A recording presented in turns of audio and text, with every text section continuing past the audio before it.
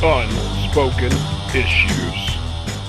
Hey everyone, we are proud to be a part of the W2M network and wanted to take a quick moment to give you an update regarding the W2M network feed. If you've subscribed to the source material comics feed, nothing will change. However, due to some new policies by Spreaker, if you listen to us on the W2M Net podcast feed, along with all of the other great W2M Net shows, that feed will soon cease to exist. Shows like the Rattleitch Broadcasting Network, Video Games to the Max, Talk the Keki, and others in the description of this episode will still have their own dedicated feeds, so punch in their name in your podcatcher and subscribe. All right, on with the show. Let's go ahead. We'll get started here. We got Sandman Mystery Theatre. Am I going to say it like that the whole time? Well, you need like a big leather armchair and a robe. It's like really a pipe. So you're the pipe. You need to be the Cookie Monster. Also could help. I got the pipe. This is a Vertigo title. It's a cover dated April of 93, dropped on the shelves February 9th of 1993, according to Mike's Amazing World of Comics. And this is a book that passed me by. I knew about it, but I never read anything of Sandman Mystery Theatre at all. To talk about it this evening, got some great guests, people who suggested it to me. Where are they? Are they going to make us leave? We don't know them. Dean Compton, it's Sandman Mystery Theatre, man. I mean, look, was this sitting behind your issues of Cyberforce? I assume you got. No. You're the Cyberforce guy. You're the Cyberforce guy. I like Cyber. Were they sitting behind them? No, but I remember stealing Sandman Mystery Theater #1 from a convention. I was like really ballsy, man. Like fucking took it out of like a long box and just put it in my bag like a champ. I really shouldn't have done that. I remember when this came out, I'm a Justice Society of America mark. And in my first pack of DC Cosmic cards, their first card line from Impel, which I think would have been 91, maybe 92. There was a card that was like All-Star Comics #6. Had the cover of it on the back. It's the Justice Society.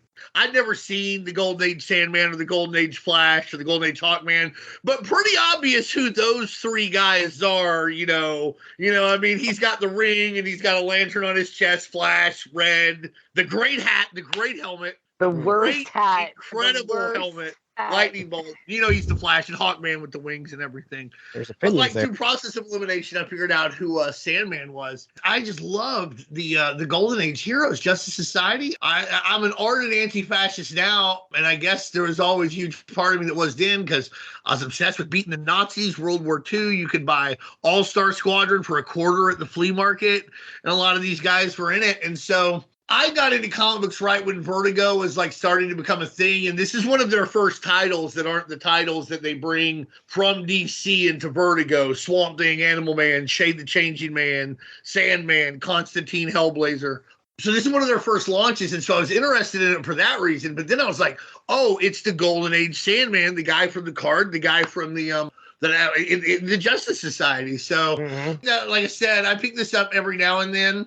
Not regularly, but I always liked it. I really like the idea of it. And what a brilliant way to spin off Sandman in a way that won't require Neil Gaiman or anybody involved with that. But you can have that tenuous connection, a little prestige off the name. So, no, I mean, I really enjoyed it. I always tried to pick it up. And I've never read it straight through. I really should sometime. But I've read some arcs here and there. And the first one, when we're talking about today, Tarantula, is a really, really good way to get into the story. The book, like I said, kind of passed me by, but Emily Scott's here.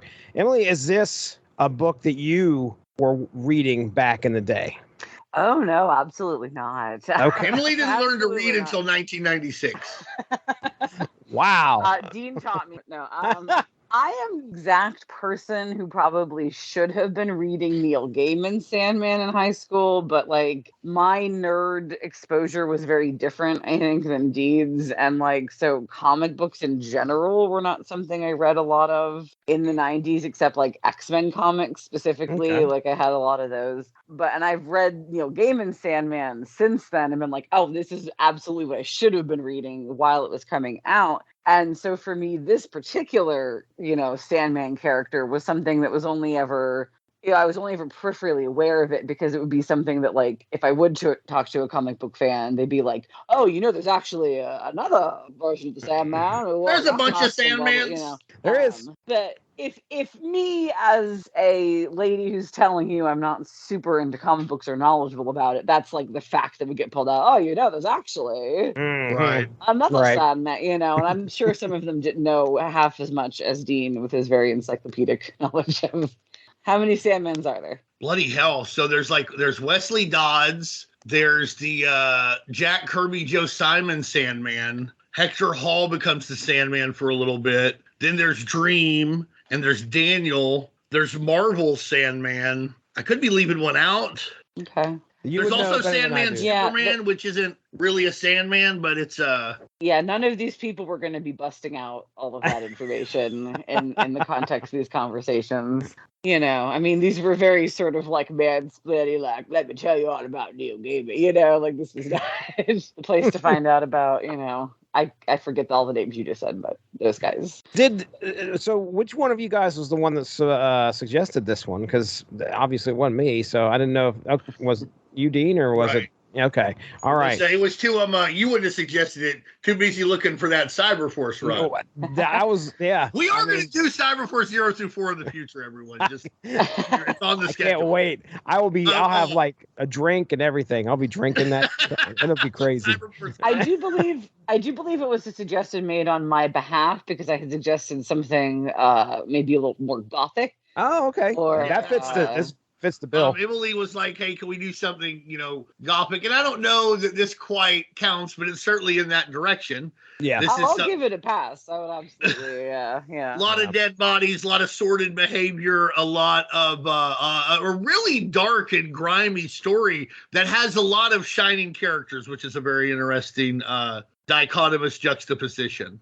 So this is written by Matt Wagner. I hopped onto Mike's Amazing World just to kind of look at the quick history, kind of leading our way up here to 1993. So with Matt Wagner, we're going to talk about anything he's done. The conversation is going to start and end with Grindel. Exactly. Yeah, it starts in the early 80s. Grindel shows up in Primer number 2 from Comico and stays with Comico until late 1990, where he starts doing Grindel and Mage, and then dabbling in DC, doing the 4-issue Demon series in 86 and through 87. Yep. Grindel ends for Comico in February of 1990, and a few months later, he picks up more work for Dark Horse in DC, writing one lone Malibu title called Tarzan, Love, Lies, and the Lost City in August of 1992. While these 4 issues of Sandman were being published, he also continued to tell Grindel stories in Grindel War Child at Dark Horse. So as we're reading these first 4 issues of Sandman, that's happening as well. And this is right after or right at the same time as the Batman Grindel crossover. Oh, is it really? Okay, cool. Yeah. Very cool. Which was like a thing that had been in the works for like years.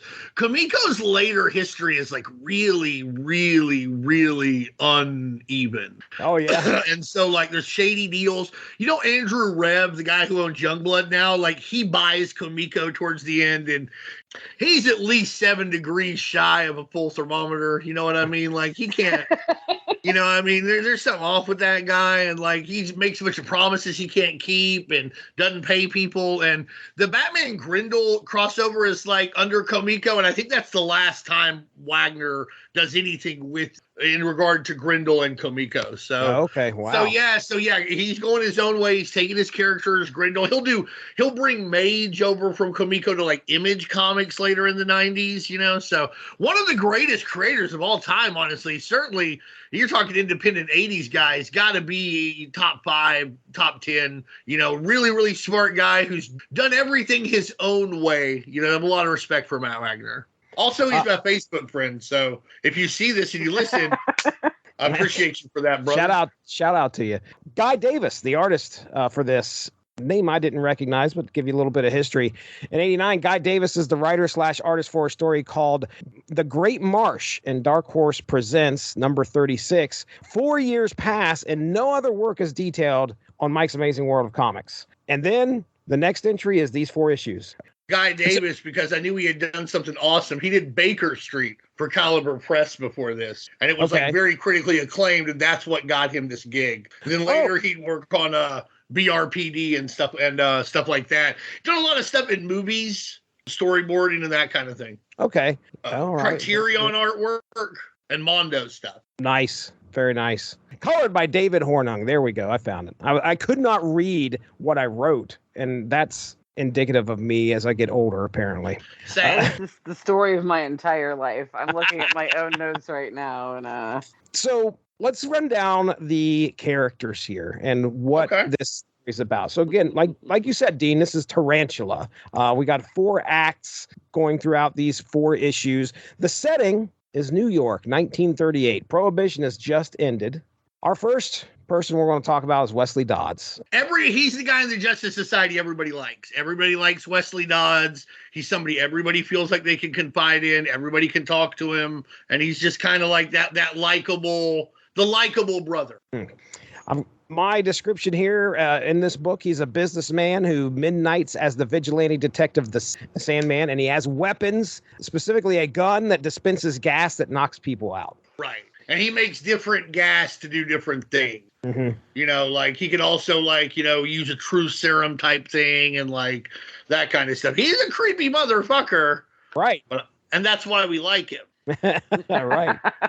I also want to point out that this is retconned later, but in Sandman Midnight Theater, it is established he has a connection with Dream. At this point, Dream is like captured in England, and he actually has like an encounter like on the grounds where Dream is captured, and that winds up, and that's why he has prophetic dream. That's why he goes after the tarantula. You see his dreams in this that is actually influenced by the Neil Gaiman dream stuff, which is again a nice tenuous connection. But he had to do this because there was no Sandman, and this was like, to me, it's seen as like a feeble mortal attempt to fill that role in a way. I really like it. I enjoy that part. I enjoy a good retcon, and I feel like that's a good one. Obviously, when Wesley Dodds was created in 1938, they weren't like, well, Neil Gaiman will show up and redo this one day. And if they were, why were they in comic books? They had other things to prognosticate to get rich on. Please, right. So then we have Larry Belmont, the district attorney for the city of New York. Diane Belmont, Larry's social butterfly of a daughter who enjoys mingling with her friends in the New York nightlife. Daddy. Catherine Vandermeer, Diane's close friend. Then we have Albert Goldman, a criminal underworld boss who shows up in here, and his family. Miriam Goldman, who is the alcoholic wife to Albert. Celia Goldman. His bloodless spouse. Oh, yes. She looks so pale and white in this book. My note was she looks like Voldemort in drag when you see her. Yeah, she is frightening. Then we have Celia Goldman, Albert's daughter, who we learn has been sexually abused by her father at one point. Roger Goldman, Albert's son, who seems to catch the ire of his father more often than not. And then we have the Tarantula, the mysterious Tarantula, a criminal who is terrorizing the city that is abducting and killing unsuspecting women. So all the elements for a great crime noir tale right here in Sandman Mystery Theatre. I have a question that I had not really thought to look into until we were talking about this. So this is 1993 when this starts. So Neil Gaiman's Sandman already would have been going for, about 4 years at that point? Yeah, about 5 years. I think it starts in 88. Is that part of why there was another title for this character? Oh, yeah, absolutely. This is right after, I think I mentioned this earlier, this is right after Vertigo is established as a line. When Sandman starts, when Animal Man, Doom Patrol, Shade the Changing Man, Swamp Thing, they're DC comics. They just have the DC logo. And sort of cross over with the DC universe. Vertigo becomes the imprint where you're going to find them. It's an imprint of DC. And this is one of Vertigo's first non-launch titles. I think another early one would have been Enigma and Black Orchid. And again, you can kind of trace this all back to Alan Moore's Swamp Thing, where, you kind of got that British feel. Enigma twisted is tales of dark fantasy. They're obviously trying to make some money on the acclaim and the clout that Gaiman's Sandman has, but you can't just be like, oh, well, here's Sandman Mystery Nights or what the fuck ever. It's not going to work. And they've been very, DC historically, and at that time especially, has been very like giving to Neil Gaiman, especially for characters that aren't his. They work for higher characters. And so if he doesn't really want anything to happen, especially then with these characters, it wasn't gonna. He wanted to quit doing Sandman. Sandman's not gonna last maybe another about 2 years, maybe 3, 2.5. I can't remember. It ends around 75. So they want to keep that name going, and they want to make some money off of it until he decides that he's going to play in the sandbox again, or let somebody else do it, which will happen later in the 90s with House of Mystery, The Dreaming, Lucifer in the year 2000, etc. So for sure, yeah, they were trying to spin off the Sandman, knowing that they could not really spin off Sandman. And if you ask me, it's a brilliant way to do it. Little shout out for Enigma too, which is also super weird, and I wrote about it on the Unspoken Decade, so I'm gonna pitch my own article here. The other thing I was gonna say is, if you don't pick up on this is supposed to sound and seem very much like a story being told at the time that the events are happening. Sounds the name of the book, Sandman Mystery Theater, divided into these acts. I feel like it's supposed to evoke a radio serial feel. Okay. This is supposed to feel a lot like you were listening to The Shadow or The Green Hornet or something like that. Gonna solve the mystery in Act 1, 2, 3, and 4. So I think that's a neat aspect to it as well. This is in a good way, an incredible love letter to this part of American history and New York history in particular.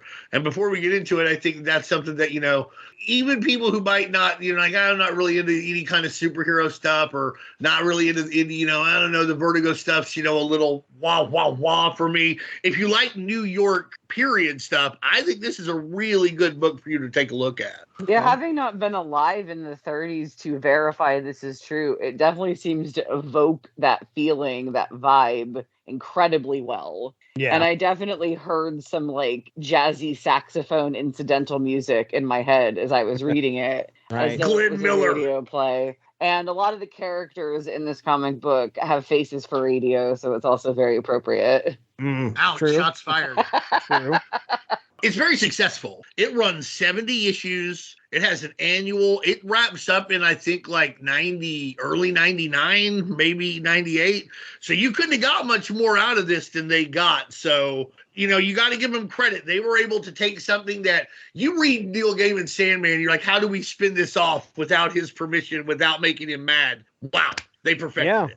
They got the money, they got the critical acclaim, and they got the longevity. And they made a character who really probably not very relevant for a while, relevant for a whole new age. Yeah, I'll agree. Social butterfly Diane Belmont is trying to enjoy her 20s with her companions, but when her close friend Catherine Vandermeer is kidnapped, she feels compelled to assist in the investigation to find her. Her father, District Attorney Larry Belmont, would rather she remain uninvolved, keeping herself away from the horrors of the criminal investigation and reducing the potential of her becoming a victim as well.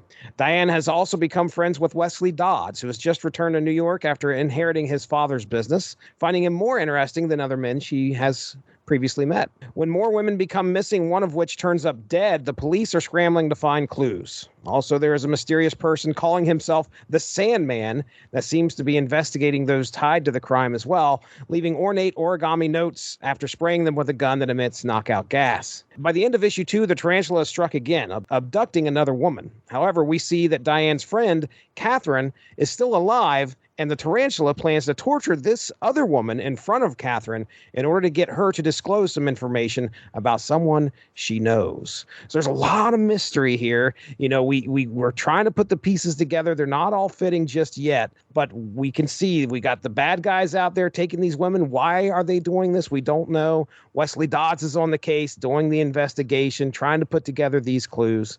If you really want to sum up the vibe of the series in one shot, it is the last page of issue 1. That's where she goes into the bathroom and the Sandman is there looking creepy as hell. Emily and I were talking about it, and she's like, yeah, this is the scary guy that you're worried you're going to run into. Oh, yeah. You're going to open up a dark room and oh shit, there's a guy in a trench coat and a gas mask and a hat. And let me make it clear. Wesley Dodds as the Sandman is always wearing his hat and his tie.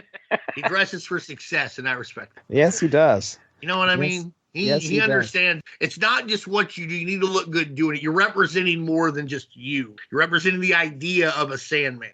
What I like about this story with the Sandman and these first two issues, I mean, if you're just picking this up off the shelf, you're kind of like, is the Sandman a good guy or is he a bad guy? You don't really know for sure if he is or not.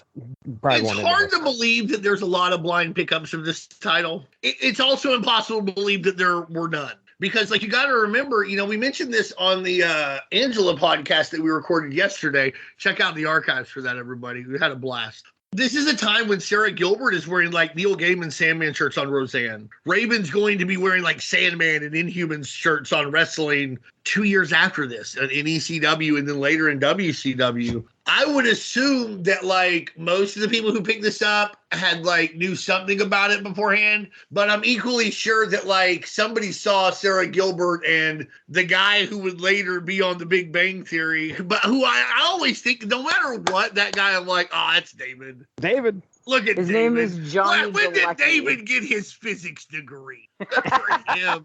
Good for him. Good for you, David. Anyhow, I'm sure that, but they were trying to write a comic he and Darlene. Right. This that was like a subplot for at least a year, maybe two. And they had all this to like art school. It was like for a few years. Yeah. And they had all this DC stuff around too. They had Death Superman posters and that kind of thing. So I'm sure that it's possible that somebody was watching that and was like, oh, I saw that shirt. Say you go to the comic book store and you don't know shit from apple butter about it. You saw this on TV and you're like, or you saw Raven with the shirt. You might have picked up Sandman Mystery Theater thinking that's what the shirt was. Like, what the hell? right. You know, but like, I think most people pick this up. They would have read Wizard Magazine or even the Vertigo announcements in other books and know, and even a lot of old school fans would just know it was Wesley Dodds. This wasn't sold on newsstand. So, you know, I mean, Vertigo is a direct market only imprint. So I don't know. Obviously, it happened both ways, but I would assume 75% at least of these readers knew who Sandman was. Okay. Well, we should talk about the covers too, though, because I was gonna. A lot of these. Too busy talking about Roseanne and Darlene. Talking about the comic book. Sarah Gilbert should stop being so hot. Aw, sweetie, you're barking up the wrong tree. You go on though. You're right. The covers are striking and different. Yeah, they definitely are. All of those Dark Horse, like all those photo covers for not just Sandman. Like there's a bunch of different titles it uses, right? Like that photo style. I mean, there are some, but like this book will use it all the way through its run. Like this will pretty much be photo. I mean, I think there's a few exceptions, but it is a photo cover book in a world where literally 99.2% of comic books are drawn covers, drawn or painted. Yeah. Mm-hmm. One of the things I like about, and also too with like Neil Gaiman Sandman, like that collage sort of look where it's like the photo and art and text and blurry stuff you can't quite make out what it is. Right. The layered texture of it is usually really interesting. And I could see that.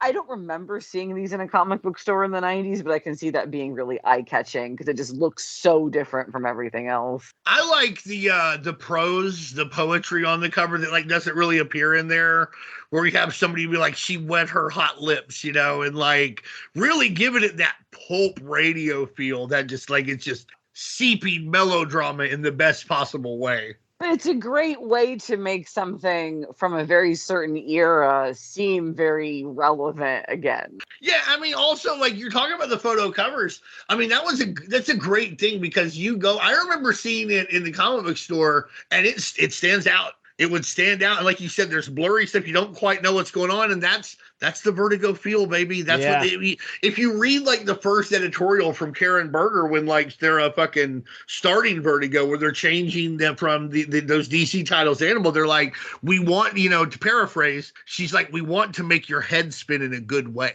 Like, that's why we're Vertigo. It's not right. It's a little askew. It's a little different take. You're not going to, there's not going to be a lot of capes around here saving the day, but there are going to be a lot of questions, and there are probably going to be fewer answers. the way that some of these characters come across is pretty interesting. We'll talk about Diane, who, this is written in the early 90s, but this is supposed to be the late 30s. And 38. It's almost real time because like he first appears in like 38. Oh, really? Okay. Yeah. She's definitely, she's a strong female character in this. Even though her daddy wants her to stay home, she's not going to be doing that. She's a woman coming into her own, but she's got this, she's got to avoid all this danger that's going on around her, this immediate danger. She's trying to make her father understand throughout this book that she's a woman now. She's able to make her own decisions. She's able to take care of herself. It's a nice little added element to this book. I think sometimes like strong female character can be such a loaded phrase that can be used pejoratively too. That's like, oh, this is you wrote an idea rather than a character. And I think that she does not come across that way. I don't know. There were certain things where I was actually kind of surprised a woman didn't write it. And I mean that in a complimentary way. Mm-hmm. Like, from the first time we see her and her dad says something about, oh, you girls, blah, blah, blah. And she's like, shouldn't that be women, daddy? Because that's... She's like, the youngest of us is 25. Right. This is like a guy in the 90s writing a woman in the 30s about something that my mother in the 80s would complain about. Like, and my mother is not somebody, she would never describe herself as a feminist, and she would never be confused with a feminist, I don't think, for the most part. But there were certain things like that would just really set her off, and that was one of them. She would complain endlessly if she heard, say, a group of 50-year-old men call a group of 70-year-old women, oh, you girls. It would drive her nuts. And so I thought about her when I read that line, because I was like, oh, a woman has told the writer of this that bothers it. Like a woman's told him, like, you shouldn't do this. And I thought, I don't know, I really appreciated those moments she has like that, where she's just, I don't know, there's something about women from that time, like the 20s and 30s, where like, like the brassy broads. Yeah. I thought she was a really great example of that kind of like brassy broad who like you'd want to go out to the club with this lady. Like you'd want to stay out and drink it and like, oh yeah. I don't know, doing whatever post-prohibition women do in the 30s. I know they're not flappers at that point. I don't know what to call them.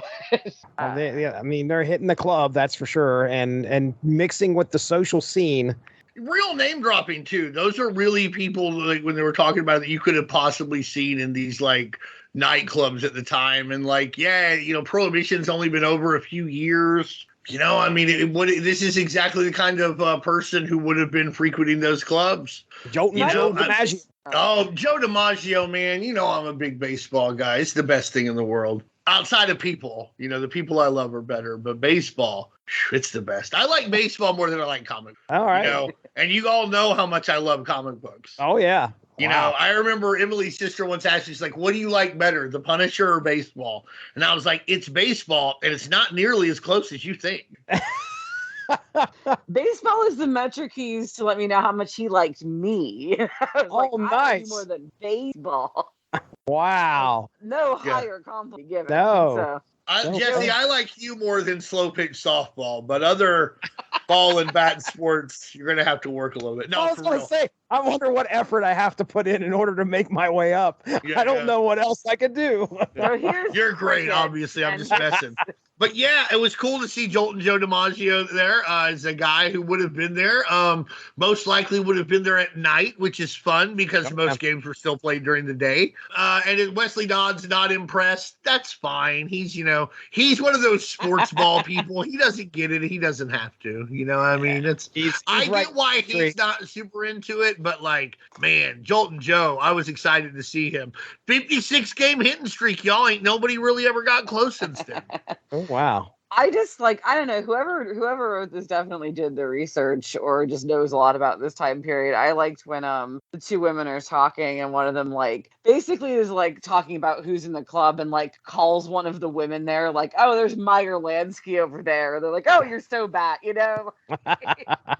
Yeah, I love these ladies. Getting that this book go out with ladies. Getting that social upper crust kind of feel for the late 30s New York. What they captured it. I think. I mean, it definitely has that feel to it where it's there's a party going on, but there's probably some seedier stuff that's happening underneath all this. It's also important. They do this very well. without hitting you over the head with it, the subtext of their privilege. This is a wealthy, connected white lady who lives in New York City who's going to Harlem to have herself a good time.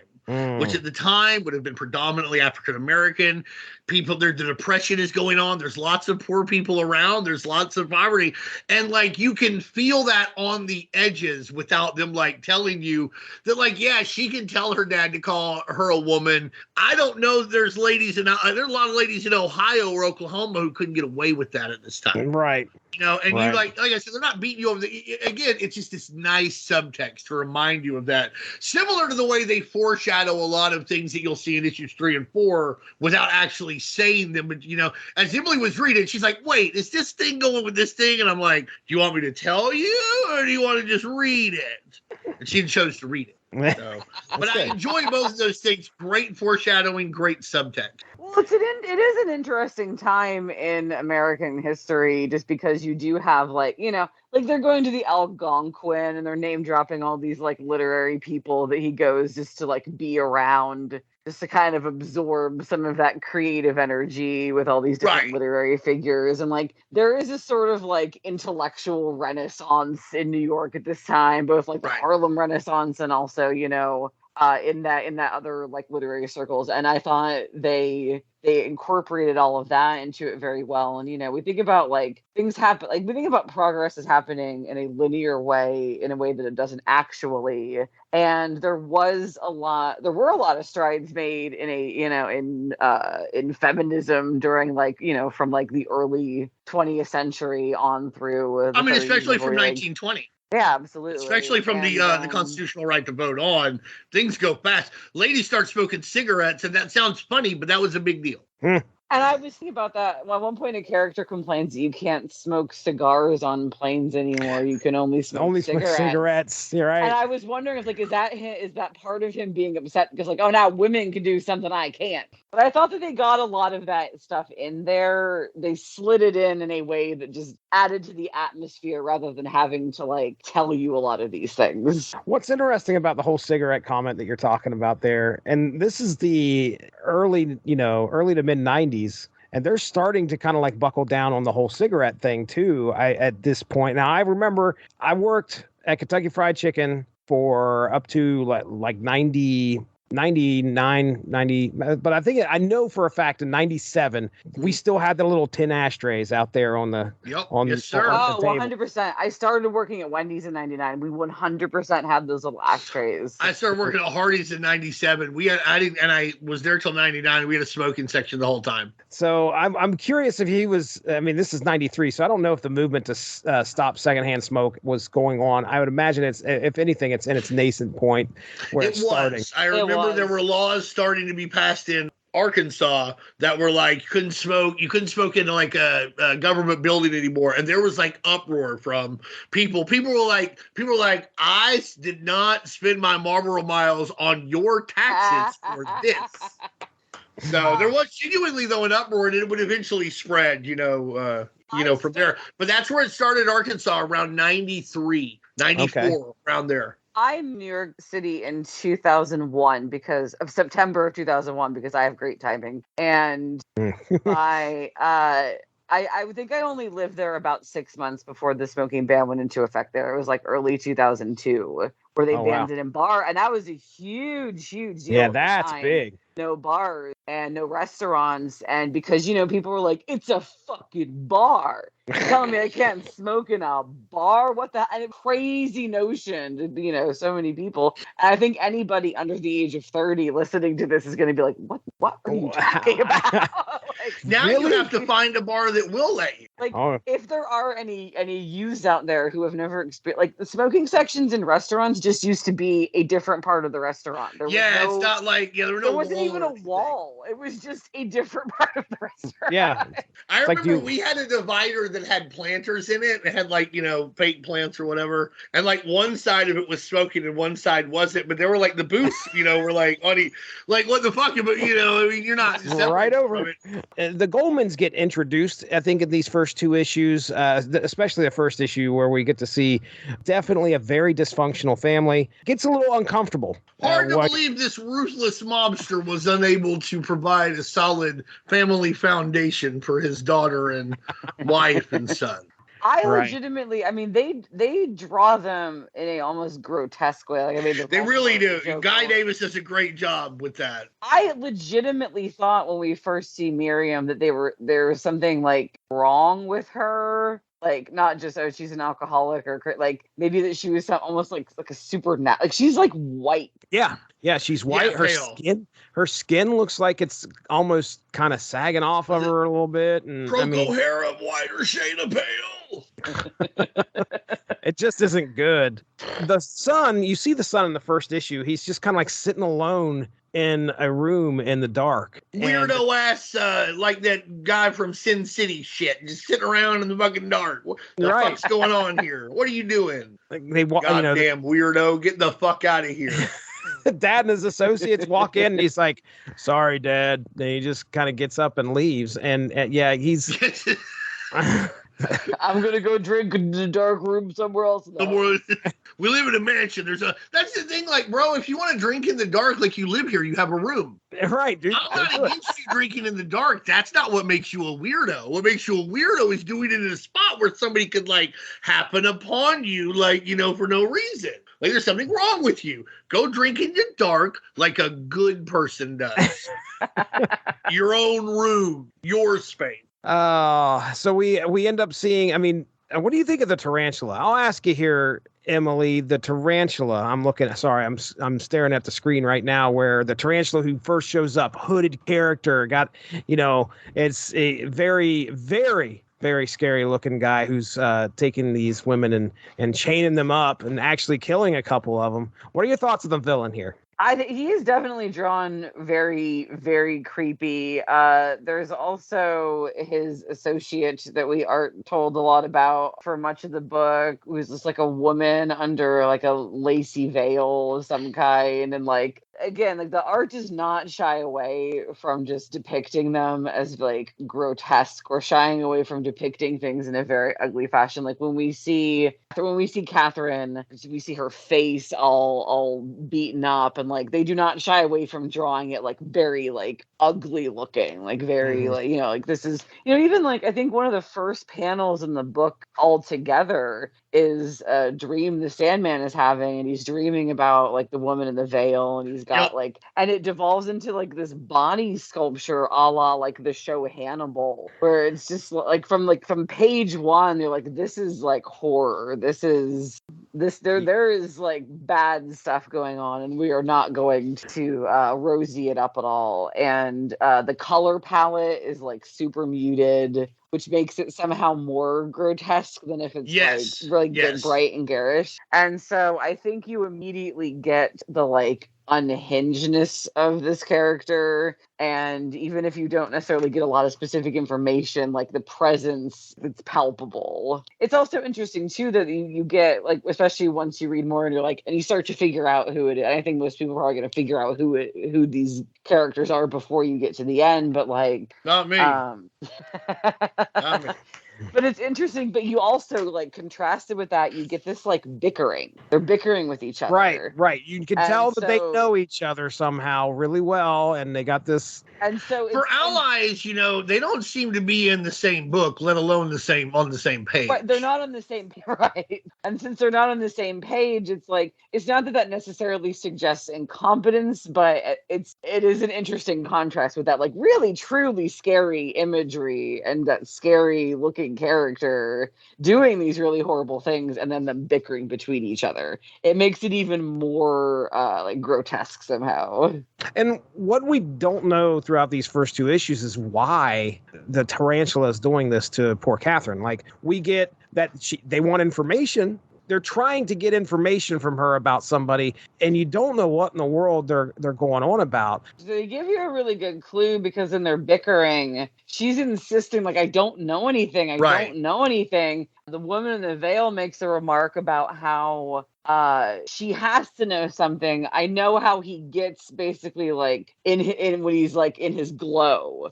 I forget the exact phrasing she used, basically After describing him love. post-coitally. After And love he is what she apparently says. gets loose-lipped when he is in that state. And so you're like, oh, that's interesting. You know, that's definitely, I think, one of the bigger clues they give you early on. Another thing you connect to is like before when when Diane and Catherine are in the taxi together, Catherine's like, hey, I kind of got a fella right now. It's like, who? And she's like, well, I'm not going to say who, but it's like, somebody connected. Oh, really? It's like, yeah, but we're just having a good time. We're not fucking, it's not going to last forever. We both know what's up. And then later when she's being tortured, she's like, he doesn't tell me things like that. I'm just a good time girl. So you can connect that, like, they want information about the person. That person. That she's dating from the old off the floor crowd, as it's called in the book. So you put that together, and then you put the thing with the veiled lady together, and it seemed you can draw a line. You can draw a line. Won't be the first, won't be the last in a long line of women, fictional women, and real women, who think dating a gangster will be fun and exciting. Rather than what it actually probably will be, which is just to be fair, sometimes it is. And sometimes Joe Pantaleone beat to death in a parking lot. I really do genuinely like these books a lot. I think they're great. I would recommend people read them, but early on, thankfully they refer to each other by name a lot, because early on, the way that the faces are drawn, I was having a little trouble telling different characters apart. There's a lot of characters here. I mean, you have to try and, figure out who they are. I was on the same boat with you. I mean, it was hard for me to keep track of who was who. Actually using the little magnifying tool in my comic book reader at one point, because I was like, who is this guy?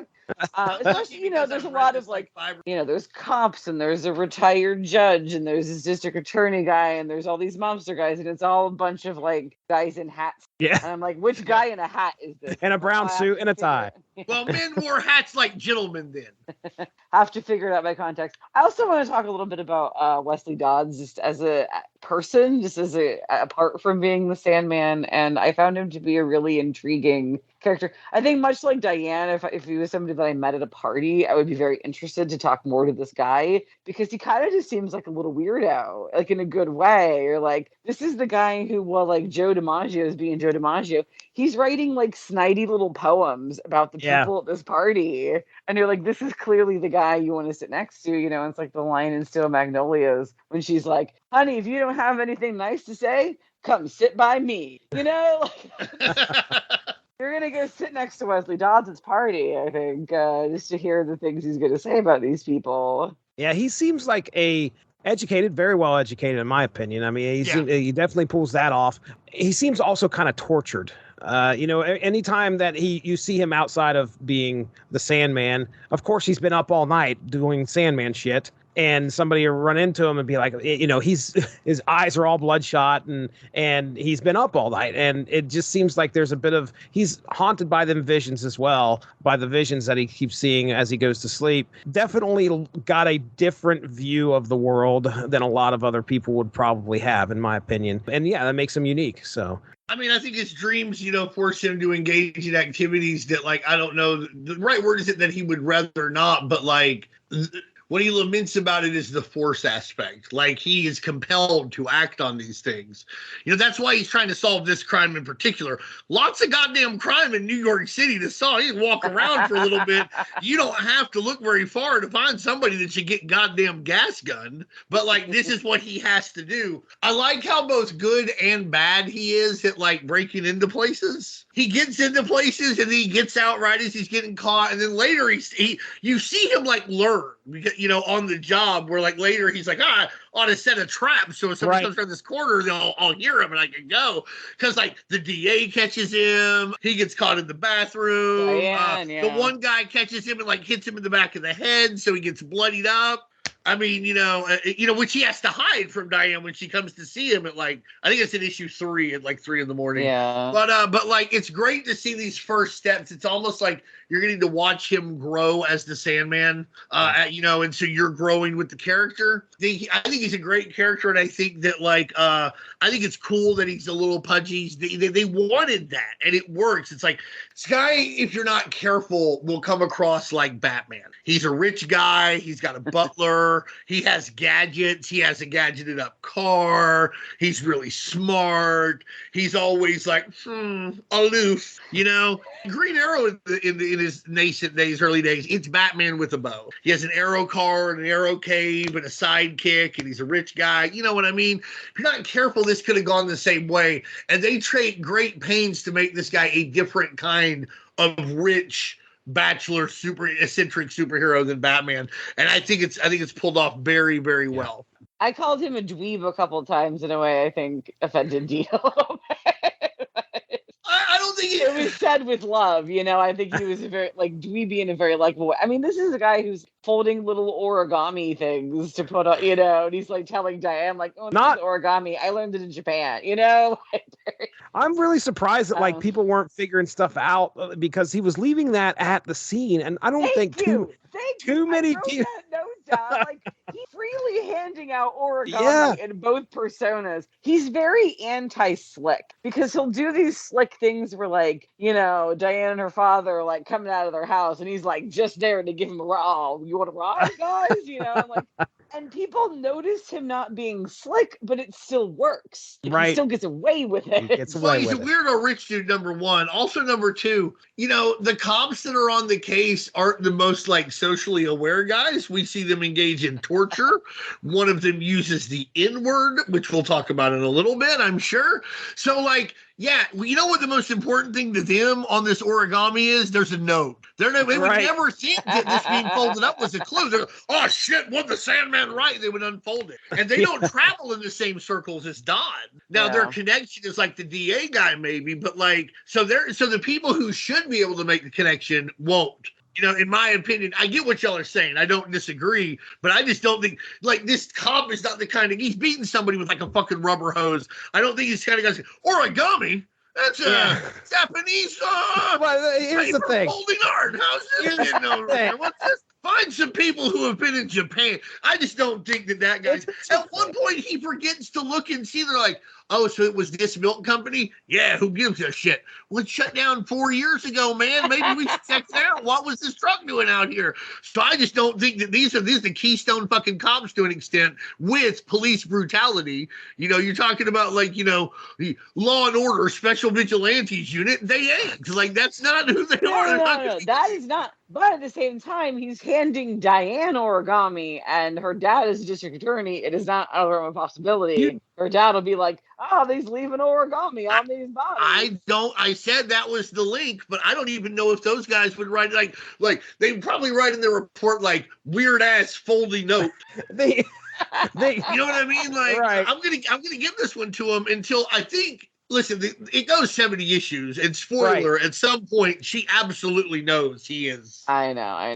Wesley Dodds. I'm sure that comes into play when that happens. Yeah, I mean, you just don't go and leave your calling card around for when you're not supposed to be leaving your calling card around. Yeah, the Riddler's a lot better at this because he doesn't care who. I don't give a shit who knows who the fuck I am. I'm Edward fucking Nigma. Look at this, you idiots. You can't even solve this riddle. Oh man, you can't do it around a dame who's sharp as a tack and twice as brassy. That's right. Have y'all ever seen the Thin Man? No, yeah. I've never seen it. With I can't remember his guy, but Myrna Loy's the lady, and they're together. I think they're husband wife, and they have adventures together. This is kind of their relationship here is kind of similar to them, but in a much darker and much more erudite vibe. Oh, 100%. Yeah. When I see that, they remind me. So you've seen the Thin Man, Emily? Yeah, I know what you're talking about. Yeah. Okay, good. Myrna Loy looking good too. You've got a brassy broad, and they're bouncing off each other.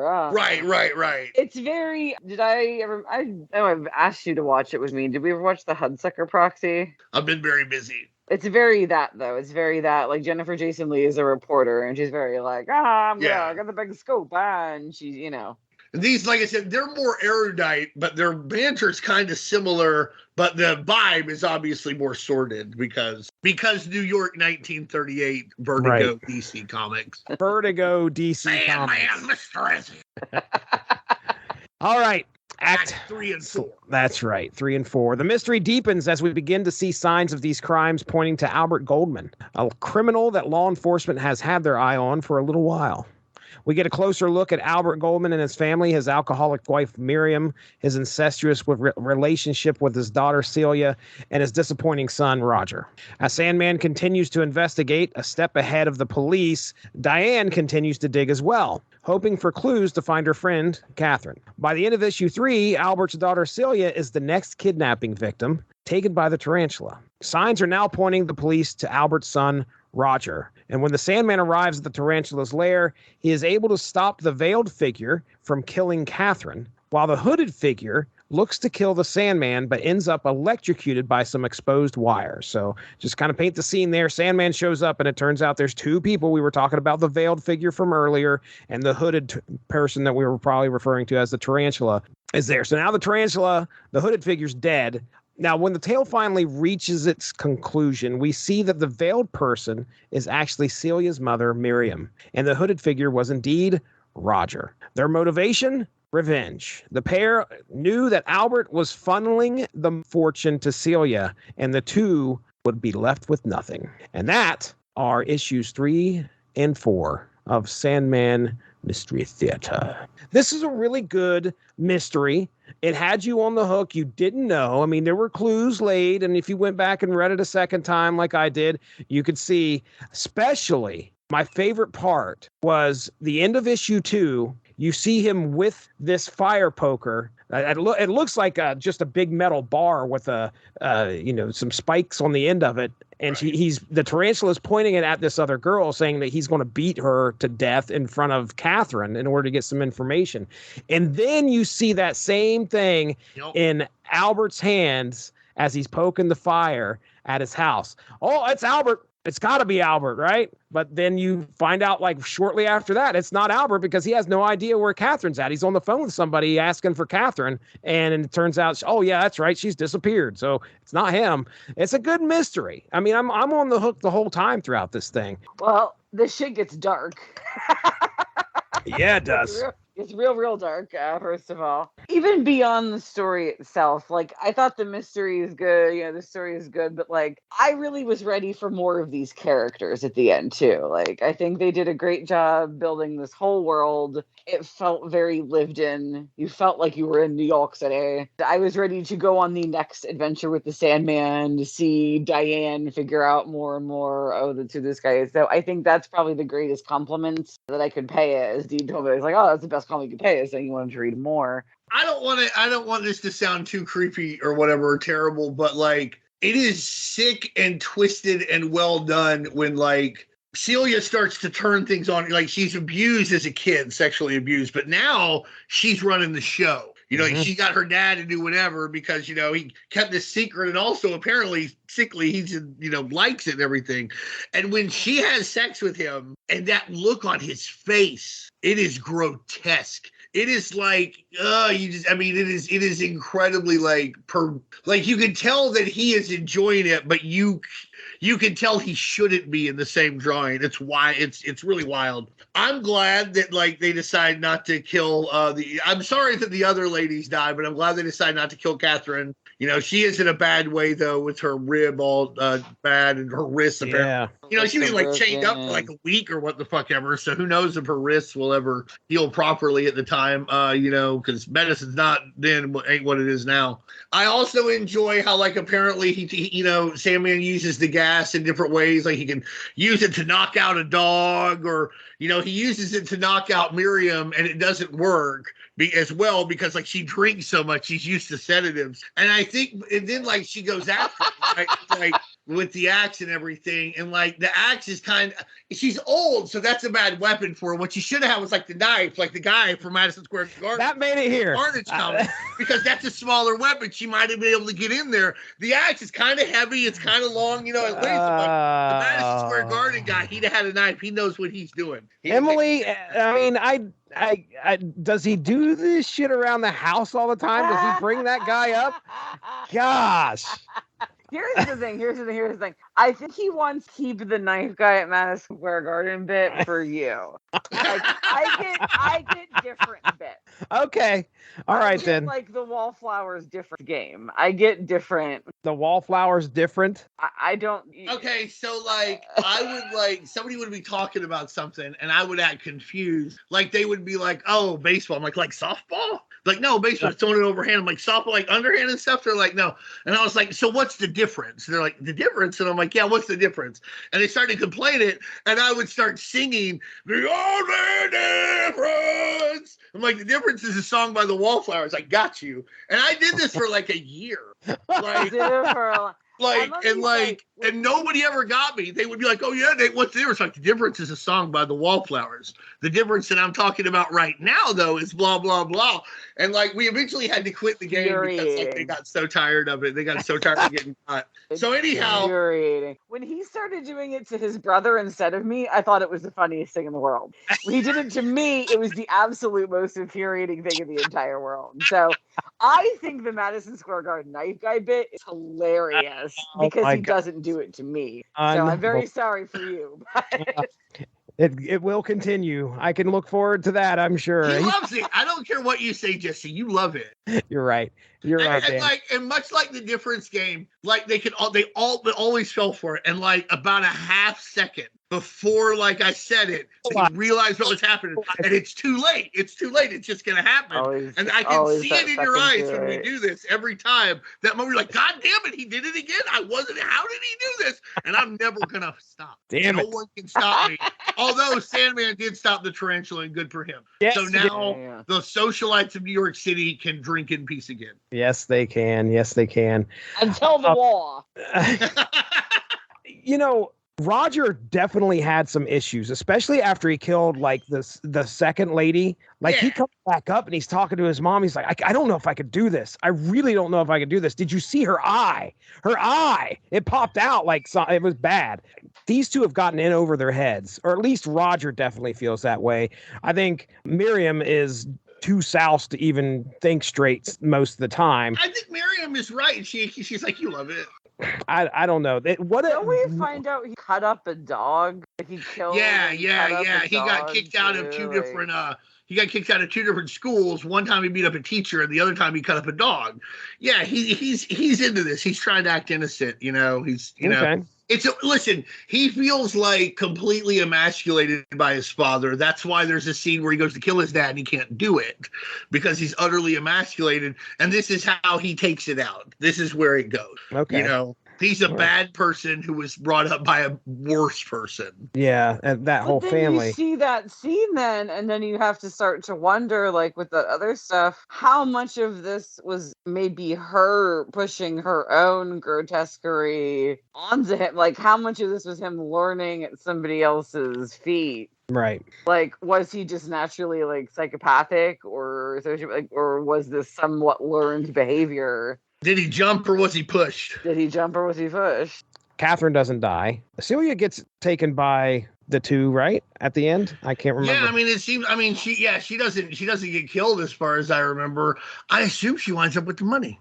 You know what? She probably does. I mean, honestly, like, I don't know that they're going to be able to undo, because part of the story is that they've been trying to go a little more legit. But all these gangsters are showing up again because he's kind of getting his nose dirty a little bit again. So I think she's just going to wind up with the money. That's my assumption. I can't say for certain, but that's how it feels to me. Yeah. The other note that I had here was Sandman staying one step ahead of the cops, which was pretty cool. Like, and at one point the cops are like right on his tail, but then he unleashes like these tires with the spike strips that come out, and caltrops, I think, is like a term as well. Right. You know, Sandman, he first appeared in like early 39, not 38 like I thought.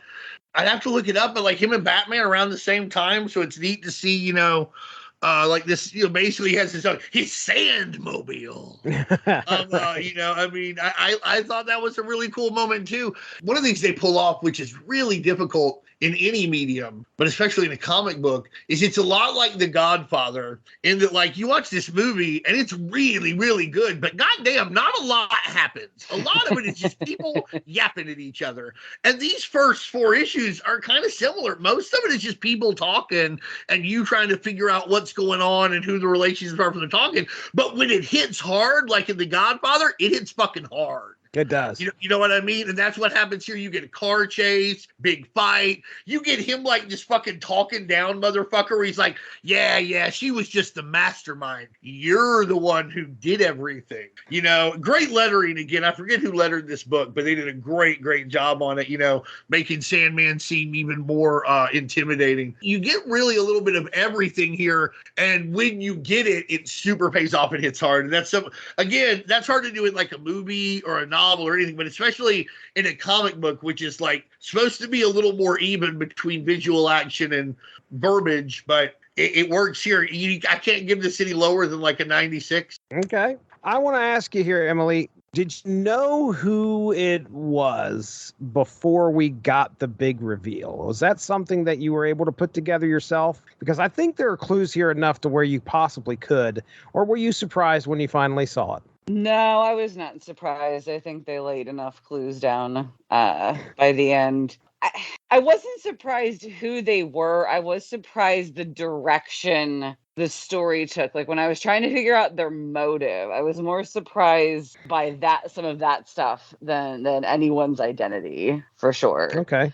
It was not the direction I was expecting things to take. I don't mean this in a bad way, but I think I was expecting something more, because by the end, when they've taken Delia hostage, I guess I was expecting some sort of element, like, because he's the tarantula. Well, what does that mean? Right. Like, is there something to do with the name? Like, why is this the persona? And also, too, like, you've got Wesley Dodds, like, or you got the Sandman, leaving these notes with the little, like, spider motifs in the poems and things. Like, I was kind of waiting for that to come into play, or for it somehow to relate back to those two characters who we end up finding out are doing all of this. And it's not even, again, I didn't feel let down by it, but I was just like, oh, okay, that's where it's going, It's hard for me to remember if I knew the first time I read. I read this for the first time in probably in its entirety 1997.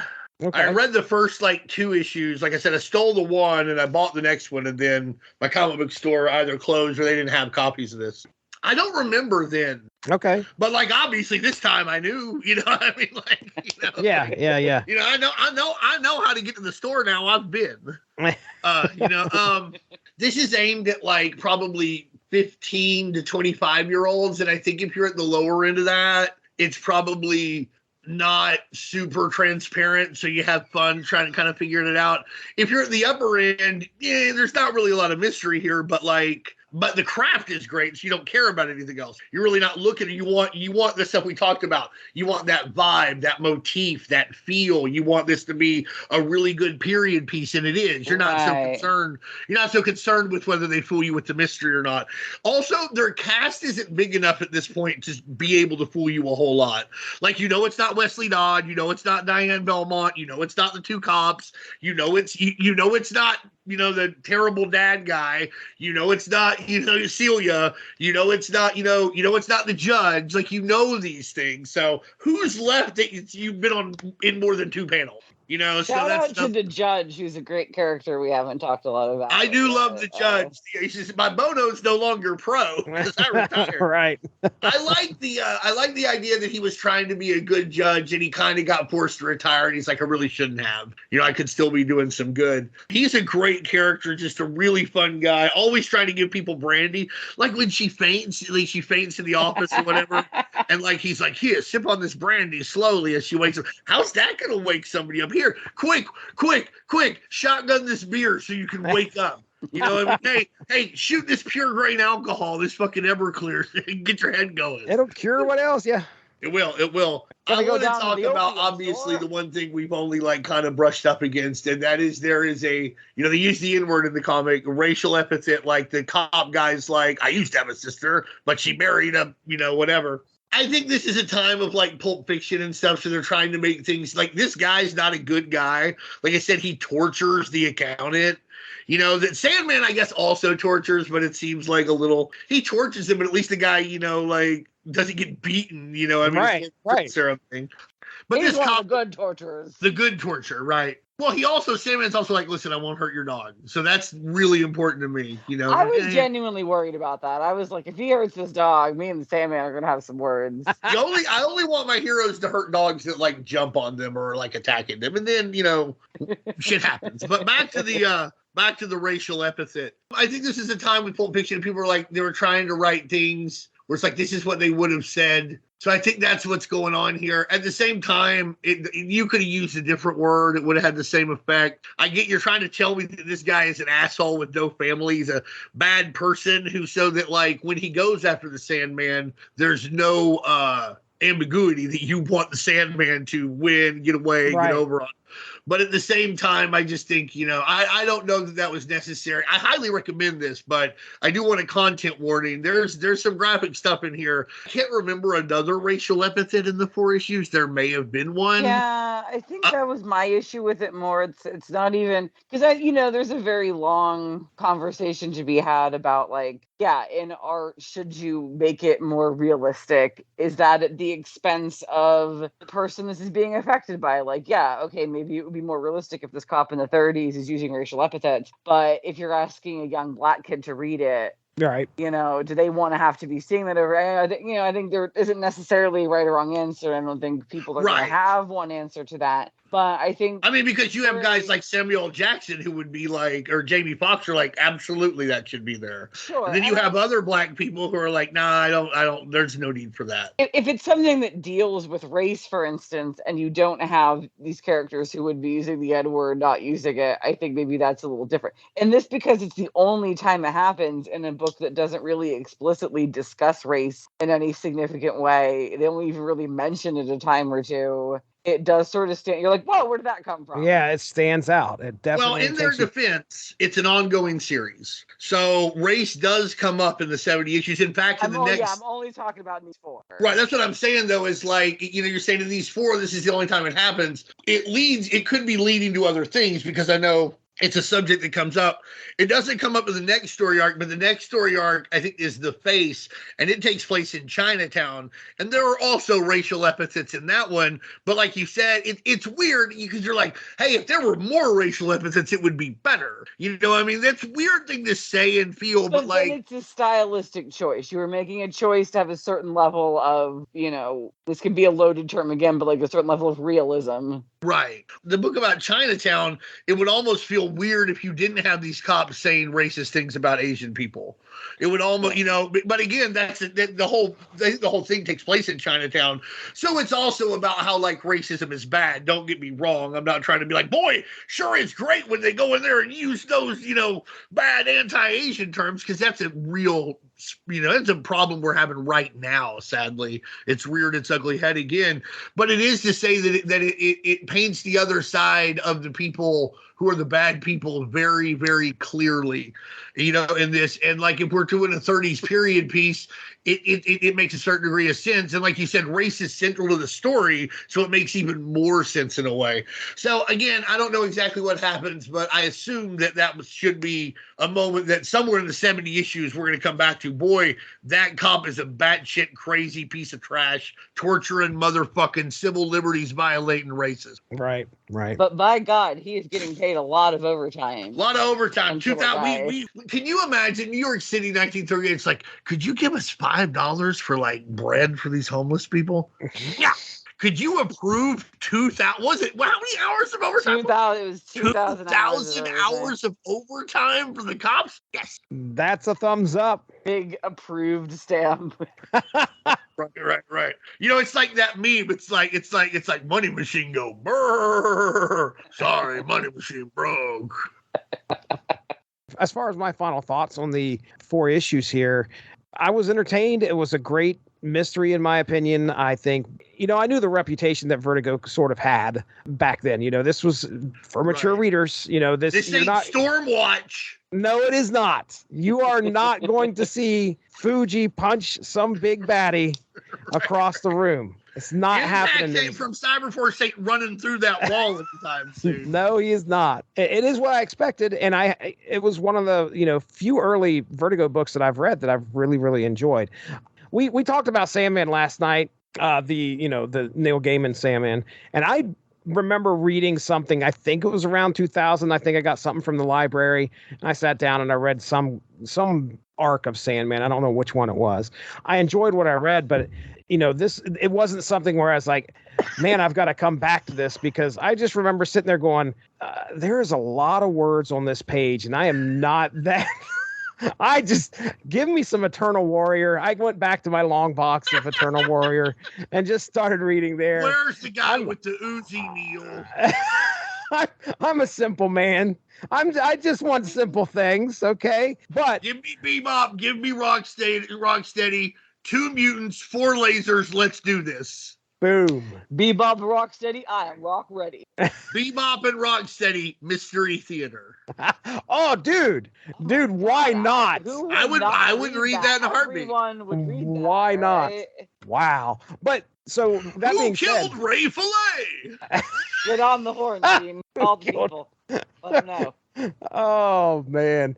We'll be like, listen, it's a really good story, but Rocksteady should not have used the N-word. Jesus Christ. That's not the way I want that to go. No, it would be a lot. It would just be straight up fun. That's just a little callback. Man, all right. Canceled before it's even started. Yeah, boom. Wow. Why did you do that? Boy. I didn't do that. I didn't do it. Comic book history. It didn't even get a word on the page. I didn't do it. Rocksteady did. Damn it, Rocksteady. Dean, you've read most of. You said you read a good portion of these, at least a fair amount. Around 16. Yeah, I mean, out of the... Is it worth the read? Yeah, I plan to read it all at some point. I like what I've read. Like I said, I think Hawkman's in it later. The Blackhawks are in it. This is a period piece in the greatest way. The world is in the throes of depression and on the brink of war. There's only been electricity widespread for around 35, 45 years, but man, the world seems darker than it ever has.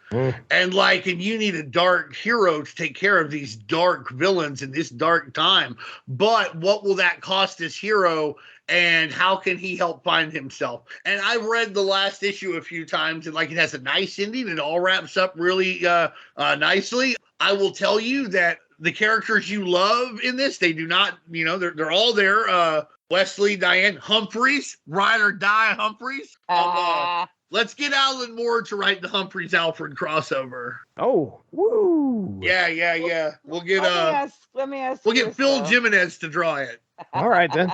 Let me ask you this though. So this is something that is very obvious. We've talked about it a lot, and I think for good reason. I think it's one of the stronger things about the book is it's very evocative of a very specific time. And it makes you, I don't know, I wanted to talk like that the whole time. Yeah, they've got all this really great lingo.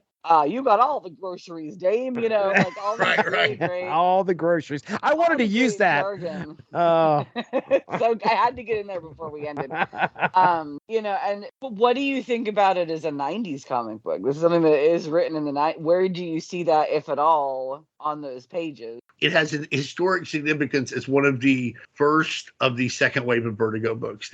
One of the first original titles. This is not a title that came from DC to the Vertigo imprint. What Vertigo was bringing had already been somewhat successful. That realm, that part of DC's realm of dark fantasy, the Doom Patrol, Shade the Changing Man, Animal Man, etc. They had been sequestered a little bit. But was this really going to be a brand? Was this really going to be something that could spur sales? Was this really going to be something that could connect a specific audience to a specific books? Sandman Mystery Theater said not only yes, but that this audience would respond to books that were not like the original books, which made Vertigo wide open, where you would get books about magic and crime and pirates and Vikings and all kinds of stuff like that. That I don't know if Sandman Mystery Theater is not among that first wave of books. I don't know that Vertigo's the success that it is. Now, I like your answer, but it's a meta answer. You're talking about it as a 90s book within the context of the comic book industry. I'm asking you, like, on the page, do you think there's anything about it that tells you this is a 90s, as opposed to, even if it's a 30s pastiche written in the 90s, could this have been written in the 70s? Could this have been the same comic in the 50s, in the 2000s, in the 2010s? Like, I mean, me personally, there isn't something indicative to me that makes this a 90s comic. You could have told me, you could have handed me this book and said, hey, this was written last year. And I would have been like, oh, yeah, well, okay, yeah, I'd believe it. Because there's nothing wrong with that answer. Like, I don't think it's a knock against, I'm just curious. No, it's as in the context of 90s comics books. If you ask me what makes it a 90s book, and this is again a meta thing, and I hate to say this because it's awful, but we've read like Unity, we read like Mars Attacks Image, and like now this book, people in the 90s were like really into sex crime. People, they were really into, like, for whatever reason, like Unity and this has it in, and these aren't the only two like mainstream comics that had incest stories that weren't like cosmic weird incest stories where like eternity and infinity are brother and sister and lovers at the same time. Yeah, what the fuck ever. We're beyond anything that we can comprehend at that point, right? But like these are like people, doing incest. There's a lot of rape. There's a lot of that kind of thing. So again, it's a meta thing, but like what makes it a 90s comic? Well, we started off our ongoing series with an incest angle. So yeah, I mean, here just on the show, and we planned this a while back. Remember, we were going to record a while back, and so I was reading it back then. But right. we had Unity, and then I think it was Unity, and then this, and you were like, man, I mean, we were picking the books here that have some right. And I think that was not necessarily less taboo, but a well that you would go to for a shocking cup of water, sure, more often than now. I don't know that anything in there, again, it's sort of meta, but like the art style, I think up until that point, and maybe since that point, since like 2000, 2002, you couldn't get this in a mainstream comic.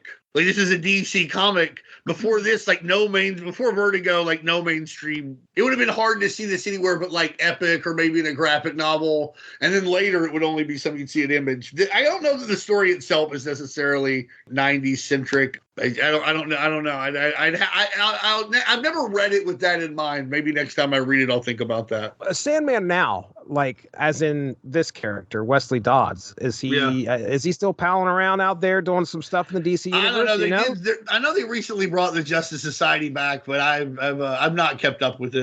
So okay. I don't know how that's working or how that's not going to work. I know he was a Black Lantern during Darkest Night. I remember that, but like I don't know what's going on with him now. Has he ever had any big screen appearances? Not of which I'm aware. Yeah, I was going to say, think we're due for it. I think that this would be better served. I mean, if HBO Max wasn't becoming such a shithole, this is better served as like a series. Like a mystery series that goes on. I don't know that you can get this across in a movie. Yeah, I like the idea of a series. It's a great comic that leads to a great ongoing series that, is utterly timeless in some of the best ways. And you're going to, like I said, you're going to notice the vibe first, but you're going to stay for the characters. You're going to stay for the interaction between Wesley and Diane and how that relationship grows and changes and evolves. Some of the best photo covers in the business. Let's go. It's time to get out of here. Thank you, Emily, for joining us this evening. Appreciate that very much. Dean Compton, tell them all about it here, buddy. What's the Unspoken Decade? It is a secret cranberry sauce recipe that no one has unearthed until now. And I found it in Al Capone's vault. They didn't find it when Geraldo Rivera went. I went back in. They missed it. or it's a comic book website about 90s comics that I started almost 10 years ago, which is wild to think about. A decade of the unspoken decade. Wow. Right. So you can find us at the unspokendecade.com. We're on Facebook. We're doing the Twitter thing. Emily's written some specific articles that she'll plug in a minute, but lots of fun to be had. You can interact with me at any of those places. I don't know why you would, but it is something you can do. No, I think this comic is very indicative of some of the other things that I have written about for the Unspoken Decade, like the aforementioned Enigma article, which I will plug again. That was a fun one because it made no sense, which made it really easy to write about. So, so go read the article that almost drove insane. Also, the Mr. Robot article also drove me a bit to the edge. So if you want to see somebody go mad reading a comic in real time that has no ending. Oh my.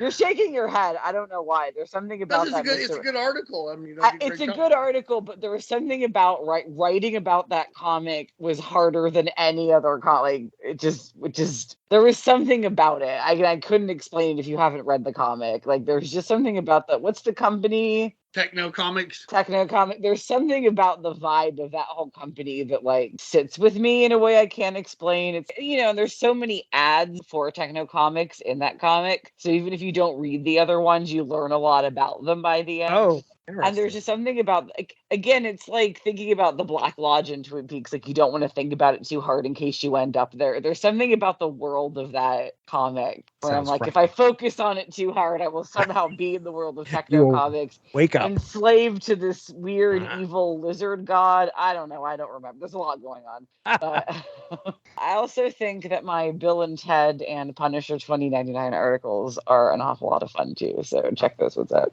All right. Very good. Hex for the holidays. That's some good stuff too. Is that one of your favorites? Yeah, I like it. I like Jonah Hex. Listen, folks, check out the Unspoken Issues podcast in the archive. We got plenty of them there. We're at over 70, maybe even close to 80 episodes where we are talking 90s comics. I can tell you some of the stuff in the archive right now. Most likely you should be tuning in to Dean, Derry, and myself talking the Super 7. That was an Elseworlds tale that took place, and it was a two-parter, and it was magnificent. We had a great time discussing that. My good buddy Evan Bevins and Chris Armstrong joined me on Superman Doomsday Hunter Prey, and we had a heck of a discussion on that one, too. That was a lot of fun.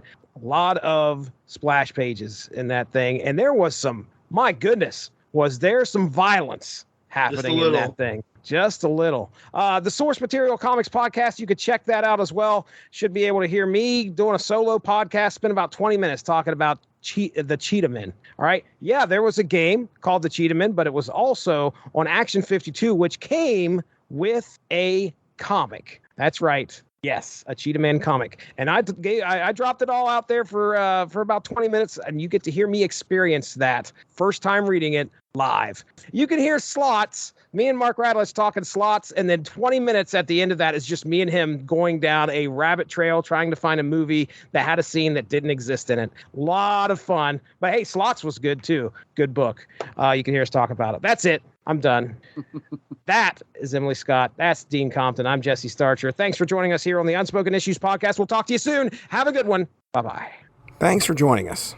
Unspoken Issues is part of the UnspokenDecade.com, the home for 90s comics, blogs, and podcasts. Unspoken Issues also has a Facebook group you can join if you are interested. Just search the Unspoken Issues podcast and request to join. All of this would not be possible without W2Mnet.com and the Rattlich Broadcasting Network, so make sure to seek them out for more podcasts. If you enjoyed what you heard today, please feel free to share, and we look forward to entertaining you again soon.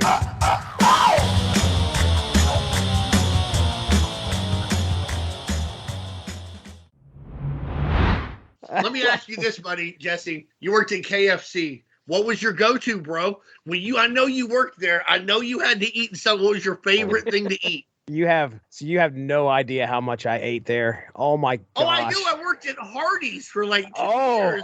Shit. I understand. All right, I've then. eaten a lot of Hardee's. Emily's eaten a lot of Wendy's. So I'm gonna have to say the chicken pot pie. Now, They I just worked brought that back. the KFC that I worked at down here in Marietta, which still in operation, everything's still good, has a buffet. You set him up to succeed back in the 90s. That's right. That's Was right. he wearing a tie? Was he dressed for success? Yes, I respected it. It had a buffet. So Right, I remember the KFC buffet. we had access to all sorts of like stuff, bread pudding. They would put chicken livers out there sometimes, which I actually grew to like. I'd take some chicken liver and put it in some sweet and sour sauce. It was really, really good. All right, Fucking goddamn catfish. My manager would come in and grab the chicken liver to go fishing. He would take a fucking jug and he would be like, "All right, guys, I'm going fishing." Like, "All right, man, The fish are having KFC tonight." You use chicken livers to catch catfish. The best thing. Oh, yeah. Yep. Right down here on the river. But yeah, man, I would have to say the chicken pot pie probably. I mean, that was a full meal. But when I worked up in Athens, like when I went to college, I would get off of work and I would let no leftover goes into the trash. It all comes with me. I go back to the dorm and I sell it to the high kids on the floor above me. All those motherfuckers were high as shit. And I walk in there and I'd be like, KFC guys, just KFC. A little, a $1 a wing. This is just a brief aside to this aside, but did you fish out of the Ohio River? Did I? Oh, the Ohio and Muskingum meet down here in Marietta. So right here, yeah, we could go fishing right at the right outside of the Lafayette, which was a nice little spot. We got a dam right down here that has a lot of great fish, and I got interesting. Well, I also grew up on the Ohio River, and we did not fish out of the river where I grew up. Well, we didn't eat any of the fish. We would just, it's all, at least I didn't. There's no way. I grew up a mile from a nuclear waste incinerator. We did not fish out of the river. My mom to this day will swear that because I went swimming in this was the Muskingum, but the Ohio River was like legitimately a half a mile down where it met the Muskingum. Anyway, we had a big rope swing right down there in town, and we would just rope swing off into the river. I got a huge ass boil on my leg, and my mom swears up and down it's because I went swimming in the Muskingum. Now, everybody else, trust me, it's been in the Muskingum. They ain't coming out there with boils. But she could be right, and she could be wrong. I mean, it's not impossible, but also like as a general rule, unless like the boils being caused by like you have a piece of metal or something in your skin, nobody really cares where it came from. Like you kind of address it like, right. It's not, there's no boil investigator, I mean, you're like, okay, there's a boil. Here's what we do. Make it hot, do this. Okay. Here's some antibiotics. That's what they do. Like, Right. Here's the thing. Where I'm from, people, as a general rule, like they don't fish out of the river. At least they don't eat it, and they generally don't swim in it. But we had an even scarier body of water close by that you really didn't get in or touch. Like we had this giant man-made lake called Little Blue that had like coal plant runoff going into it, and it was neon blue. It was bright neon blue. Stay out of that. And I once had a bit of water from it like drip onto my skin, like, splash a bit onto my skin, and that skin like peeled off.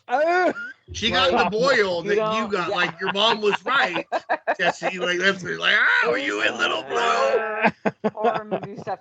Okay, one more quick river kid question. Good. River kid. Bodies. Were there bodies? You get bodies. I'm sure that there were plenty of people that went into the river and didn't come out. Where I'm from, they would find about a body. Ooh.